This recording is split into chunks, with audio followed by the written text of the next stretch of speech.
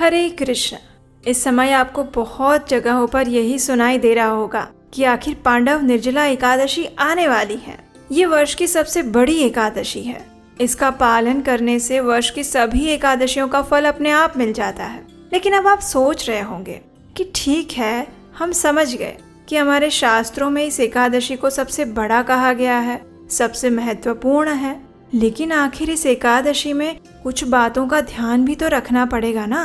तो आखिर इस निर्जला एकादशी में क्या करना चाहिए ऐसा जिससे कि भगवान की अधिक से अधिक कृपा को हम प्राप्त कर सके, और ऐसा क्या नहीं करना चाहिए जिससे हम इसमें होने वाले सभी दोषों से बच सके। तो बस अगर ये प्रश्न आपके मन में है तो आज का वीडियो आपके लिए है। आज के इस विशेष वीडियो में हम आपके लिए कुछ प्रैक्टिकल गाइड्स लेकर आए हैं, जिसमें हम आपको बताएंगे कि निर्जला एकादशी पर क्या करना चाहिए और क्या नहीं करना चाहिए। कुछ ऐसी बातें हैं जिसको अगर आप गलती से भी कर देते हैं तो आपका पूरा का पूरा निर्जला व्रत खंडित हो जाएगा। इसलिए अंत तक इस वीडियो को अवश्य देखिएगा, और अगर अच्छा लगे तो बाकी लोगों को, मित्रों को, परिवारजनों को भी शेयर कीजिएगा, ताकि वे भी इस पांडव निर्जला एकादशी का योग्य विधि से पालन कर सके और दोष होने से बच सके।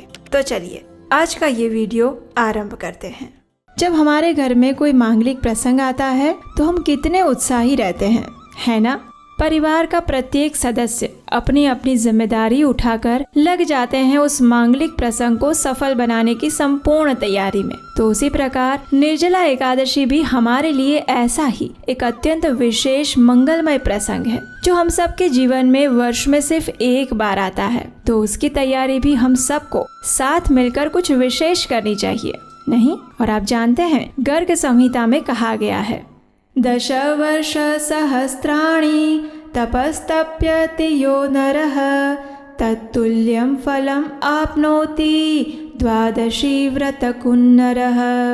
अर्थात जो मनुष्य 10,000 वर्षों तक तपस्या करता है, उसके समान ही फल वो मनुष्य भी पा सकता है जो शुद्ध भाव से एकादशी व्रत का पालन करता है। और ये आने वाली निर्जला एकादशी इतनी विशेष है, इसलिए इसमें क्या विशेष कार्य करने चाहिए और क्या नहीं करने चाहिए, ये सबसे पहले जान लेना अत्यंत आवश्यक है। और इसीलिए आज हम आपको इस वीडियो में विस्तार से और शास्त्रों के प्रमाण से बताएंगे कि इस निर्जला एकादशी में हमें क्या करना चाहिए और क्या नहीं करना चाहिए। एकादशी तिथि हमें परम भगवान श्री कृष्ण की शुद्ध प्रेमा भक्ति प्रदान करने में सक्षम है। इसलिए सबसे पहला और अत्यंत आवश्यक कार्य जो आपको निर्जला एकादशी के दिन करना चाहिए वो है भगवान श्री कृष्ण को प्रसन्न करने के लिए और उनका ध्यान अपनी ओर आकर्षित करने के लिए हरे कृष्ण कृष्ण कृष्ण हरे हरे, हरे राम राम राम हरे हरे इस महामंत्र का जप करना, और वो भी अधिक से अधिक संख्या में।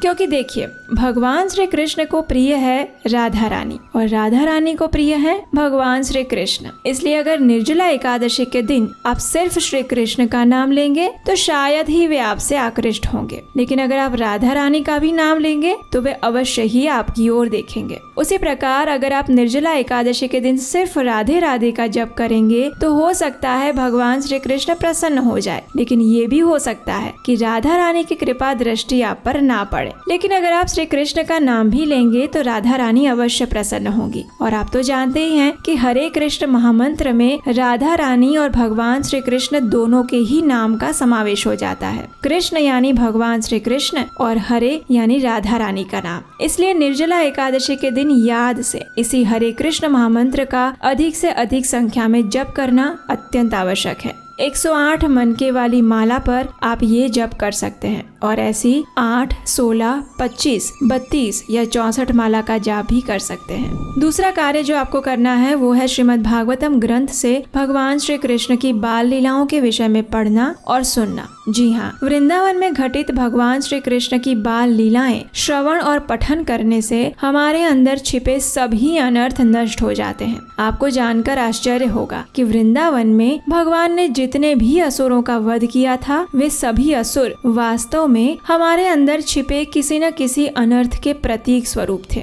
और इसीलिए निर्जला एकादशी के दिन हमें भगवान की बाल लीलाओं को सुनते हुए और पढ़ते हुए उनसे यही प्रार्थना करनी चाहिए कि वे हमारे अंदर छिपे हुए इन षड रिपुओं का भी वध करें और हमें उनकी शुद्ध प्रेमा भक्ति प्रदान करें। और फिर एकादशी के दिन श्रवण और पठन करने के विषय में पद्म पुराण कहता है, रामायणं भागवतं भारतं व्यासभाषितम् अन्यानि च पुराणानि पाठयानि हरिवासरे। अर्थात रामायण, भागवतम, महाभारत और महर्षि वेदव्यास रचित अन्य पुराणों को एकादशी के दिन अवश्य पढ़ना चाहिए। तीसरा कार्य जो आपको इस निर्जला एकादशी के दिन करना चाहिए वो है तुलसी देवी की सेवा और पूजा करना। वृंदे देवी तुलसी महारानी भगवान श्री कृष्ण की अत्यंत प्रिय भक्त हैं। इसलिए तो भगवान श्री कृष्ण को अर्पित की जाने वाली कोई भी वस्तु या भोग बिना तुलसी पत्र के भगवान स्वीकार नहीं करते। उसी प्रकार एकादशी तिथि भी भगवान की प्रिया है और जब एकादशी तिथि और तुलसी देवी इन दोनों का संयोग हो जाए तो फिर भगवान श्री कृष्ण कैसे प्रसन्न नहीं होंगे, बताइए। इसलिए विशेषकर इस निर्जला एकादशी के दिन आपको तुलसी देवी के समक्ष घी का दीपक प्रज्वलित करके, उन्हें धूप और पुष्प अर्पित करके और उन्हें आवश्यकता अनुसार जल प्रदान करके तुलसी देवी की सेवा पूजा करनी चाहिए। अगर आप ये सोच रहे हैं कि निर्जला एकादशी के दिन तुलसी देवी भी उपवास रखती हैं, इसलिए उन्हें जल नहीं डालना चाहिए, तो ऐसा नहीं है। हमारे किसी भी शास्त्र में ये नहीं लिखा है कि ऐसी भीषण गर्मी में आप तुलसी देवी को एकादशी के नाम पर सूखने के लिए छोड़ दें। इसलिए लोगों द्वारा फैलाए गए इस अतार्किक भ्रम के शिकार ना बने और तुलसी देवी को जितनी आवश्यकता है उतना जल प्रदान कीजिए। चौथा कार्य है बिना जल के उपवास रखना। हम अपने पिछले वीडियोस में पहले ही बता चुके हैं कि ये उपवास किसे रखना है और किसे नहीं रखना है। अगर आप युवा या वयस्क हैं, शारीरिक रूप से स्वस्थ हैं, तो आपको ये निर्जला एकादशी का उपवास अन्न और जल का त्याग करके रखना चाहिए। फिर चाहे आप स्त्री हो या पुरुष, विवाहित हो या अविवाहित, विधवा हो या सौभाग्यवती, अगर आप ये व्रत बिना जल के रख सकते हैं तो बिना जल के ही रखना चाहिए। हाँ, अगर आप बीमार हैं, शारीरिक रूप से कमजोर हैं, तो आपको ये व्रत सिर्फ अन्न का त्याग करके करना चाहिए। इस दिन आप निर्जल रहने के बजाय दूध, जल, फल, एकादशी प्रसाद इत्यादि ले सकते हैं और अपनी दवाइयाँ भी ले सकते हैं, लेकिन अन्न या अन्न युक्त कोई भी पदार्थ कदापि ना ले। गर्भवती महिलाओं और स्तनपान कराने वाली माताओं के लिए भी यही नियम लागू होता है। उन्हें भी बिना जल के उपवास नहीं रखना चाहिए और दिन के समय में जब भी आवश्यकता लगे वे जल, फल या एकादशी प्रसाद ले सकती हैं, लेकिन इससे पहले अपने डॉक्टर की सलाह जरूर लें। पांचवा कार्य जो हमें इस दिन करना है वो है एक संकल्प लेना। आपने सुना होगा और शायद देखा भी होगा कि कई बार लोग मौन व्रत धारण करते हैं, है ना। उस दिन वो कुछ भी नहीं बोलते, लेकिन आपको पता है भगवत गीता में भगवान श्री कृष्ण क्या कहते हैं।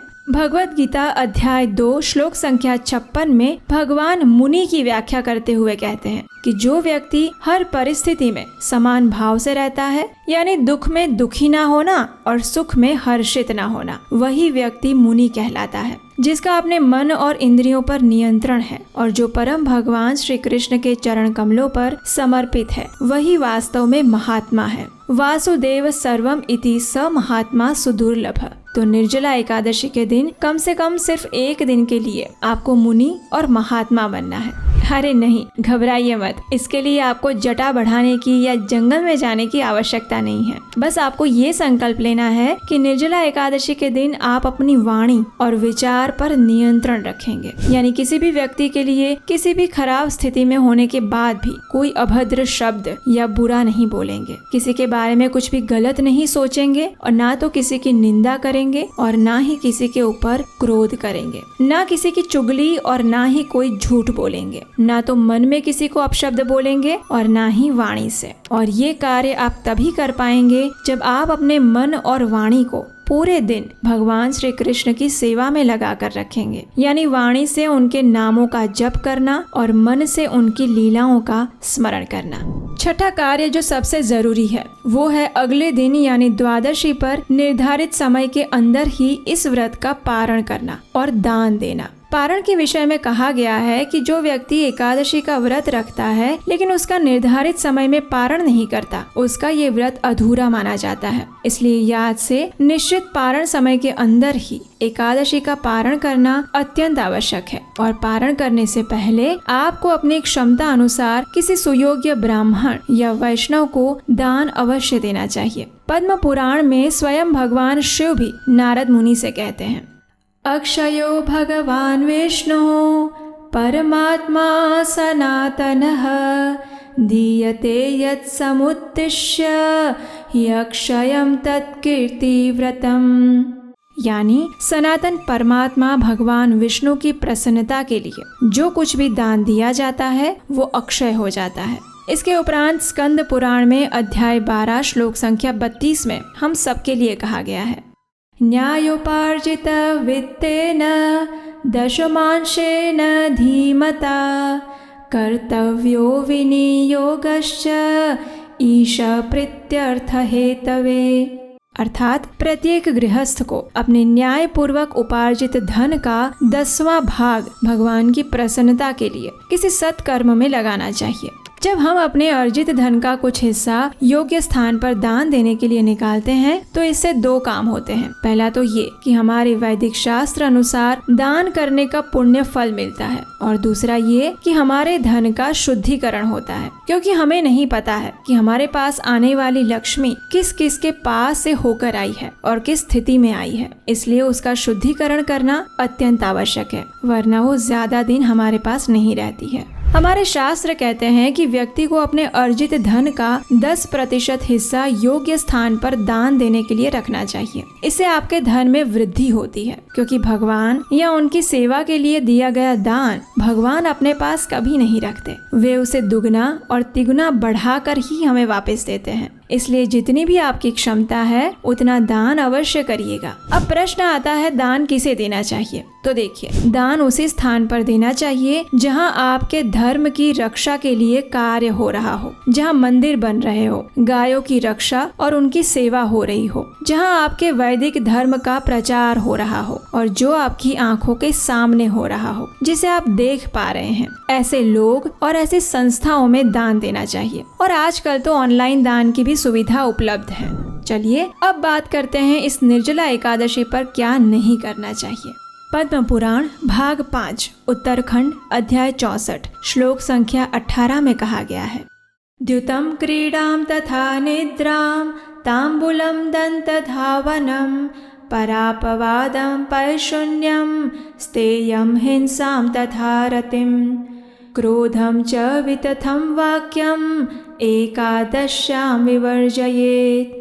इसका अर्थ है एकादशी के दिन निम्न वस्तुओं को त्याग देना चाहिए, जैसे कि जुआ, क्रीड़ा, नींद, पान, दूसरों की निंदा, चुगली, चोरी, हिंसा, रति क्रीड़ा, क्रोध और व्यर्थ वाक्य। निर्जला एकादशी के दिन हमें उन सभी चीजों का त्याग करना चाहिए जो हमें भगवान से दूर ले जाती हो, जैसे कि अपने मनोरंजन के लिए टीवी, मोबाइल, मूवीज इत्यादि देखना, दूसरों के बारे में प्रजल्प या व्यर्थ बातें करना जो जरूरी नहीं है, वैसे घर के काम करना, किसी के साथ लड़ाई झगड़ा करना, झूठ बोलना, हिंसा करना, अयोग्य शब्द बोलना इत्यादि। इस निर्जला एकादशी के दिन कम से कम 1 दिन के लिए आप अपने मोबाइल और टीवी को थोड़ा आराम दे सकते हैं। इससे उनको भी विश्राम मिल जाएगा और आपको भी मानसिक शांति मिलेगी। इस दिन अगर बहुत जरूरी नहीं है तो घर के बाहर भी मत जाइए। कोई चीजें खरीदने के लिए, किसी से मिलने के लिए या फिर कोई भी काम करने के लिए प्रयास करें पूरा दिन घर में रहे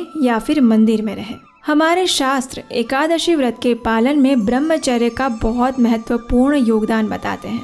यानी दशमी तिथि, एकादशी और द्वादशी, इन तीनों दिनों में ब्रह्मचर्य का पालन करना चाहिए। तो इन सभी बातों का ध्यान रखते हुए निर्जला एकादशी का पालन करिए। और हाँ, इस बार निर्जला एकादशी पर हम आपके लिए बहुत सारी पौराणिक कथाएं और निर्जला से जुड़े महत्वपूर्ण वीडियोस लेकर आने वाले हैं। तो अगर आप इस चैनल पर पहली बार आए हैं तो याद से इस चैनल को सब्सक्राइब कर लीजिए और नोटिफिकेशन बटन भी ऑन कर लीजिए। तो चलिए मिलते हैं निर्जला से जुड़े एक और तथ्य सभर वीडियो के साथ बहुत जल्द। तब तक के लिए आप अपनी निर्जला एकादशी की तैयारियां शुरू कर दीजिए।